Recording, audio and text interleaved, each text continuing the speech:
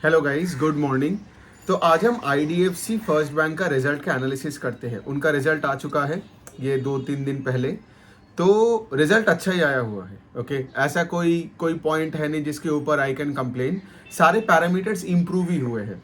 तो मेरे पास अपना कॉपी है, तो चलिए एक एक करके पैरामीटर्स को डिस्कस करते हैं। और जब मैं कोई पैरामीटर का डिस्कस करूंगा ना बैंकिंग का, आप ये सोच लेना कि जब आप भी कोई बैंकिंग का एनालिसिस करोगे तो ये सारे पैरामीटर्स का को ही देखना है। ठीक है, ये सबसे क्रिटिकल पैरामीटर्स है जो मैं डिस्कस करता हूँ। ठीक है, तो जब आप कोई बैंक का डिस्कशन कर रहे हो या फिर कोई किसी का रिजल्ट देख रहे हो, तो यही पैरामीटर्स पे डिस्कशन करना और इस पे फोकस करना जिस पे आज मैं आईडीएफसी फर्स्ट में कर रहा हूँ।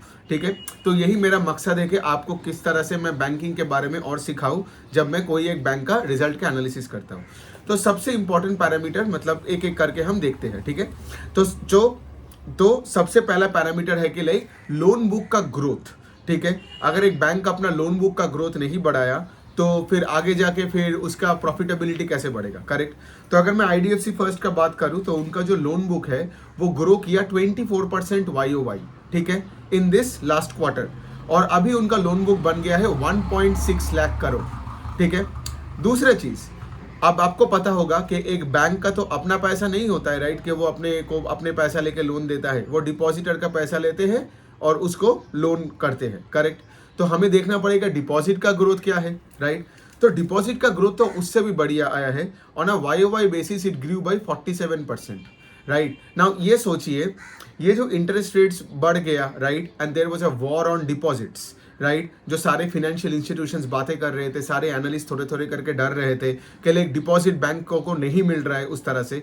अगर आप देखोगे आईडीएफसी फर्स्ट यहाँ पे बहुत बढ़िया काम किया, 47% YOY का ग्रोथ, और अभी इनको डिपॉजिट बन गया 1.36 लाख करोड़। इससे भी सही चीज क्या है ना, पिछले 3 साल में अगर अपने बैंक को ट्रैक किया हो, आपने देखे होंगे कि उन्होंने अपना एक स्टेबल रिटेल लायबिलिटी फ्रेंचाइज बना लिया।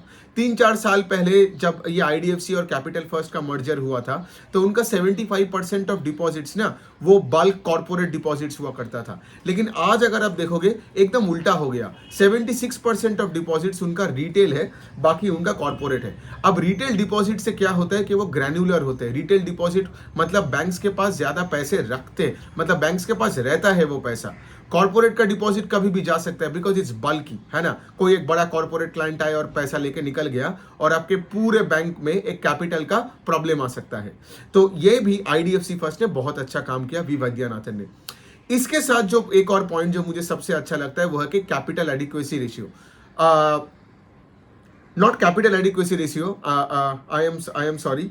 अच्छा एक काम कर दिए, हाँ, तो मैं कासा रेशियो का बात कर रहा हूँ। ठीक है, करेंट अकाउंट सेविंग्स अकाउंट। तो ये जो टोटल जो डिपॉजिट है उसका कितना परसेंटेज आपका करेंट और सेविंग्स अकाउंट में है, बिकॉज इस पार्ट में एक बैंक को हार्डली कोई इंटरेस्ट पे करना पड़ता है ना, क्योंकि करेंट अकाउंट, सेविंग्स अकाउंट और CASA, right, CASA is now around 50% of the banks total deposit. So 49 point something percent है, 49.8, तो 50 लेके चलते हैं। तो इसका क्या मतलब है? इसका मतलब ये है कि आज आपका 76% का रिटेल लायबिलिटी फ्रेंचाइज आ गया और कासा है आपका 50%। और अगर आप दूसरे कोई बैंक से देखोगे ना, सिर्फ कोटक बैंक ही है जिसका कासा आई गेस इससे ज्यादा है, बाकी सारे बैंक्स का कासा इससे कम ही है, मतलब आईडीएफसी फर्स्ट से कम ही है। तो जितना higher percentage CASA to total deposit, उतना आपका कॉस्ट ऑफ बोरोइंग घटता है, राइट, और उतना सही है ना बैंक का, बिकॉज एक बैंक पैसा बनाते हैं मार्जिन पे। तो अब हम थोड़े बहुत आते हैं, जैसे हमने अभी एसेट ग्रोथ का बात किया, डिपॉजिट का बात किया, कासा का बात किया, राइट, तो सही दिशा में सब जा रहे हैं। अब दूसरे साइड में हम देखेंगे इनका एसेट क्वालिटी, क्योंकि अगर बैंकों को पैसा वापस नहीं मिल रहा है तो फिर क्या बिजनेस कर रहे हैं। करेक्ट। सो अगर आप देखोगे आईडीएफसी फर्स्ट का एसेट क्वालिटी इंप्रूव हुआ है both on YOY and on a QOQ basis. ठीक है, तो अगर मैं उनका GNPA का नंबर बोलूं वो 2.5% है, और अगर NNPA का नंबर है तो 0.86% है। तो कोविड में इनका जो एसेट क्वालिटी थोड़ा बहुत खराब हो गया था because of higher provisions and all those things, वो तो बाकी बैंकों को भी हुआ था। आईडीएफसी फर्स्ट ने बहुत सही तरीके से उसको संभाला, और as a result of which I can tell you, and उनका अगर आप प्रोविजन कवरेज रेशियो भी देखोगे वो कुछ 80% के आसपास है, मतलब वो लोग अच्छे से प्रोवाइडेड भी है। ठीक है, तो अपना जो एसेट क्वालिटी है वो इंप्रूव हो रहा है, लोन बुक का जो ग्रोथ वो बढ़ रहा है। अब हमें तीसरा चीज देखना है, तो एसेट क्वालिटी देख लिया, लोन बुक का ग्रोथ देख लिया, डिपॉजिट का ग्रोथ देख लिया। अब हमको क्या देखना है, अब हमको देखना है कि प्रॉफिटेबिलिटी रेशियोज, और यहाँ पे सबसे इंपॉर्टेंट रेशियो आता है जो है कि रिटर्न ऑन इक्विटी, कि शेयर होल्डर की इक्विटी में बैंक कितना पैसे बना रहे। तो अगर आप देखोगे the return on equity of IDFC first have been improving consistently for the last 2 to 3 to 4 years।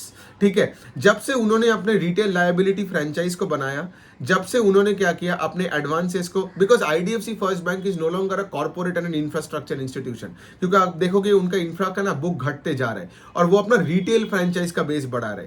तो चलो इससे पहले आरओई से पहले थोड़ा उनका जो एसेट बुक है वो समझ लेते हैं। बहुत ही डाइवर्सिफाइड एसेट बुक है, मतलब अगर आप देखोगे होम लोन और लोन अगेंस्ट प्रॉपर्टी मिला के it's 25% of the book.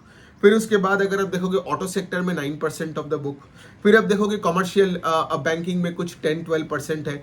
Emerging जो कॉर्पोरेट्स होते हैं, मतलब मिड एंड स्मॉल कॉर्पोरेट्स होते हैं, उनमें है 7%।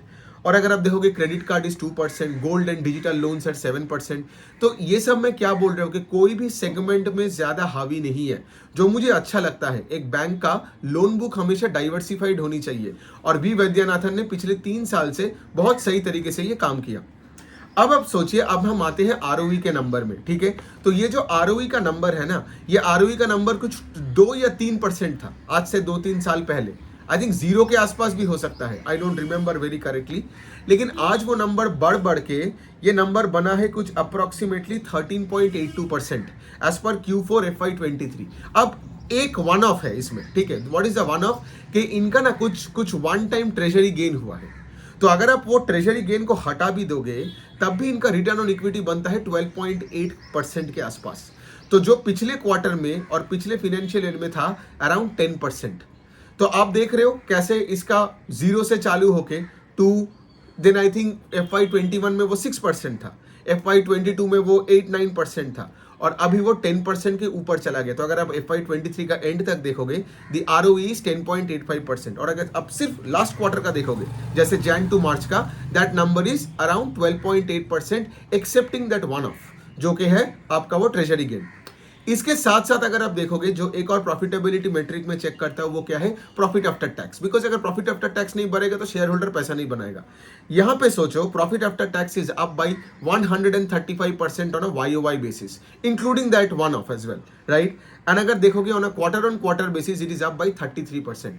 तो सोचिए अगर एक बैंक का लोन बुक ग्रो करता है बाय 24% और उनका प्रॉफिट आफ्टर टैक्स ग्रो करता है बाय 135%, मतलब उस बैंक के पास कुछ ना कुछ तरीके से ऑपरेटिंग लेवरेज भी है, राइट। तो ये बनता है पूरा आईडीएफसी फर्स्ट का रिजल्ट। तो हमने क्या क्या सीखा, तो अगर आपको कोई भी बैंक को एनालिसिस करना है तो यही पैरामीटर्स में आपको देखना है। एक और प्रॉफिटेबिलिटी पैरामीटर आप देख सकते हो वो है नेट इंटरेस्ट इनकम किस रेट से बढ़ा। मतलब क्या, ये जो अदर इनकम का मैं बात कर रहा हूँ, ट्रेजरी गेन, मतलब जब आप डालते हो पैसा गवर्नमेंट सिक्योरिटी में, ये तो बैंक का मेन बिजनेस नहीं है। मेन बिजनेस क्या है, पैसा लेना और पैसा देना और उसमें बीच में से अपना कट लेना, करेक्ट। तो इसको बोलते हैं नेट इंटरेस्ट इनकम, जो लोन से इंटरेस्ट रेट आता है माइनस जो आपको डिपॉजिटर को जो इंटरेस्ट देना पड़ता है, that is called net interest income. तो ये जो नेट इंटरेस्ट इनकम है, NII बोलते हैं, that is up bye 35% YOY। और तो ऐसे वजह से क्या हुआ, इनका जो नेट इंटरेस्ट मार्जिन है ये भी कुछ 5-7 बेसिस पॉइंट बढ़ा है ऑन अ QOQ, और आई थिंक अभी उनका नेट इंटरेस्ट मार्जिन है कुछ 6.4%। तो ये देखोगे आईडीएफसी फर्स्ट का ना net interest margin is higher than other banks, because ये थोड़ा रिटेल फोकस्ड है। It's a retail bank now, ठीक है। जैसे मैंने बोला ये कॉर्पोरेट और इंफ्रास्ट्रक्चर में उतना है नहीं। इंफ्रास्ट्रक्चर का बुक तो घटा के 0 ही कर देगा ये लोग। तो हैविंग सेड दैट, तो फिर से रिविजन कर लेते हैं। लोन बुक का ग्रोथ 24%, डिपॉजिट का ग्रोथ 47%, प्रॉफिट का ग्रोथ है 130 कितना है 135% YOY, मतलब ऑपरेटिंग लेवरेज भी है। आरओई नंबर बढ़ते जा रहा है, वन ऑफ को हटा दो तो 12.3% है। आरओए भी देखोगे वो भी इंप्रूव हुआ है तो 1.2%, क्योंकि आरओए अगर 1% के ऊपर कोई भी बैंक का होता है मतलब वो बैंक अच्छा होता है। आईडीएफसी फर्स्ट ने वो भी करके दिखाया, आरओए को बढ़ाया, ठीक है। अच्छा, और उसके साथ अगर आप देखोगे GNPA एंड NNPA, उनका जो हिस्टोरिकल लेवल है कि GNPA 2% एंड NNPA 1%, तो वैसा ही किया हुआ है। तो ये बनता है आईडीएफसी फर्स्ट बैंक का रिजल्ट, ठीक है। स्टॉक का अगर बात करूं जल्दी से, तो स्टॉक उतना सस्ता नहीं है, ठीक है। बुक वैल्यू के आसपास है नहीं। अगर आप देखोगे 1.7-1.8 टाइम्स बुक में है, लेकिन ये डिजर्व भी करता है थोड़ा बहुत। 2 टाइम्स बुक भी हो जाएगा तो कोई डिफरेंस नहीं होगा, बिकॉज ये परफॉर्म कर रहा है और जिसका आरओई नंबर बढ़ता है उसका शेयर आगे ही बढ़ता है। लेकिन हैविंग सेड दैट, अगर ये बैंक मुझे 1 टाइम बुक में मिलता तो मैं ज्यादा खुश होता। Anyway, thank you so much for listening.